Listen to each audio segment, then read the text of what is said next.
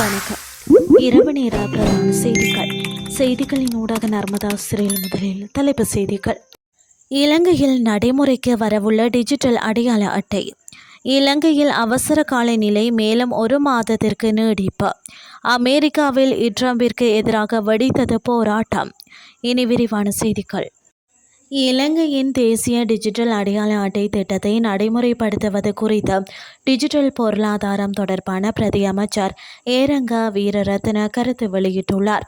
அதன்படி அந்த திட்டத்தை கட்டம் கட்டமாக நடைமுறைப்படுத்துவதற்கு அரசாங்கம் தீர்மானித்துள்ளதுடன் முதற்கட்டமாக அடிப்படை உள்கட்டமைப்புகளை உருவாக்குதல் மற்றும் பாதுகாப்பான அடையாள சான்றுகளை வழங்குதல் போன்ற பணிகள் முன்னெடுக்கப்பட உள்ளதாக சுட்டிக்காட்டினார். இது குறித்து அவர் மேலும் தெரிவிக்கையில், இந்த ஆண்டின் 3வது அல்லது 4வது காலாண்டுக்குள் முதலாவது டிஜிட்டல் அடையாள அட்டைகளை வழங்க திட்டமிடப்பட்டுள்ளது. அடுத்த 2 ஆண்டுகளுக்குள் நாடு தழுவிய ரீதியில் அனைத்து தேசிய அடையாள அட்டைதாரர்களையும் மீள பதிவு செய்து நவீன அடையாள அட்டை கட்டமைப்பை உருவாக்க இலக்கு நிர்ணயிக்கப்பட்டுள்ளது. புதிய டிஜிட்டல் அடையாள அட்டையானது நவீன பாதுகாப்பு அம்சங்களை கொண்டிருக்கும் விரல் அடையாளங்கள் போன்ற உயிரியல் தரவுகள் குறியாக்க முறையில் பாதுகாக்கப்படும். இதன் மூலம் வங்கி சேவைகள், நலம்புரி திட்டங்கள் மற்றும் உத்தியோகபூர்வ ஆவணங்களுக்காக அரசாங்க அலுவலகங்களுக்கு நேரில் செல்ல வேண்டிய அவசியமும் குறையும். தொலைவில் இருந்தே அடையாளத்தை உறுதிப்படுத்த முடியும். ஒரேடியாக பழைய முறைமையை மாற்றாமல் ஒரு குறிப்பிட்ட காலத்திற்கு டிஜிட்டல் அடையாள அட்டைகளும் தற்போதைய சாதாரண அடையாள அட்டைகளும் இணையாக செல்ல அனுமதிக்கப்படும். இது பொதுமக்களின் சேவைகளில் எவ்வித தடங்களும் ஏற்படாமல் இருப்பதை உறுதி செய்யும் என தெரிவித்தார். இலங்கையில் தற்போது நடைமுறையில் உள்ள அவசர கால நிலையை மேலும் 1 மாத காலத்திற்கு நீடித்து ஜனாதிபதி அனுரகுமார திசாநாயக்கவினால் விசேட வர்த்தமானி அறிவித்தல் வெளியிடப்பட்டுள்ளது. ஜனாதிபதியின் செயலாளர் நந்திக சனத் குமாநாயக்கவின் கையொப்பத்துடன் இந்த அதிவிசேட வர்த்தமானி அறிவித்தல் வெளியாகியுள்ளது. பொது பாதுகாப்பு கட்டளை சட்டத்தின் 2ஆம் பிரிவின் கீழ் வழங்கப்பட்டுள்ள அதிகாரங்களுக்கு அமைவாக இந்த நீடிப்பு மேற்கொள்ளப்பட்டுள்ளதாக தெரிவிக்கப்படுகின்றது. நாட்டில் பொது அமைதியை பேணுதல், பொதுமக்களின் பாதுகாப்பை உறுதிப்படுத்துதல் மற்றும் மக்களின் அன்றாட வாழ்க்கைக்கு தேவையான அத்தியாவசிய பொருட்கள் மற்றும் சேவைகளை தடையின்றி வழங்குவதை உறுதி செய்யும் நோக்கில் இந்த தீர்மானம் எடுக்கப்பட்டுள்ளது.